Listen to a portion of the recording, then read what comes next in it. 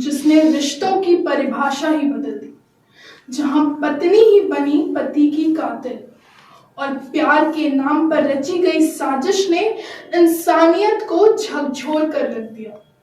नमस्कार दोस्तों, मैं रूपम जायसवाल आप सभी का स्वागत करती हूँ प्राइम भारत न्यूज पर। इंदौर के जाने माने ट्रांसपोर्ट कारोबारी राजा रघुवंशी की हत्या का मामला अभी दिल दहला देने वाली मर्डर मिस्ट्री बन चुका है।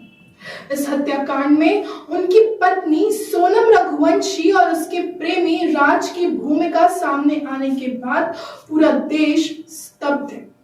मेघालय की पहाड़ियों में हुई ये हत्या पहले एक हादसा लग रही थी, लेकिन जैसे जैसे जांच आगे बढ़ी, कहानी में कई चौंकाने वाले मोड़ आते गए। पुलिस के अनुसार राजा रघुवंशी की हत्या को एक एक्सीडेंट की तरह दिखाने के लिए मेघालय को चुना गया था।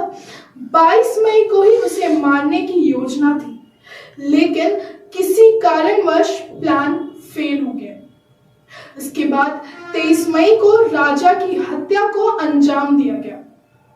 इस पूरी साजिश की मास्टरमाइंड कोई और नहीं बल्कि खुद उसकी पत्नी सोनम रघुवंशी थी कि उसने ही राजा की हत्या करवाई और हत्या के बाद खुद हत्यारों के साथ मिलकर उसकी बॉडी को खाई में फेंका। वो उन्हीं की स्कूटी पर बैठकर वापस भी गई और इतनी सफाई से अपने पूरे शक हटाने की कोशिश की जैसे कुछ हुआ ही ना हो।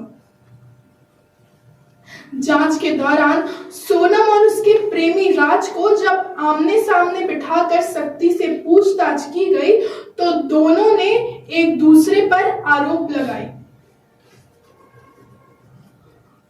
सोनम ने पुलिस को बताया कि वो लंबे समय से राज से परेशान थी और उससे छुटकारा पाना चाहती थी। मेघालय की पहाड़ियों में राजा को ले जाकर पहले तो उसे रास्ते से हटाने की कोशिश की गई, लेकिन जब वो कामयाब नहीं हुए तो अंत में हथियार का इस्तेमाल किया गया। फिलहाल पुलिस इस केस की तह तक जाने की कोशिश कर रही है कि क्या सोनम और राज के अलावा इस हत्याकांड में और कोई शामिल था।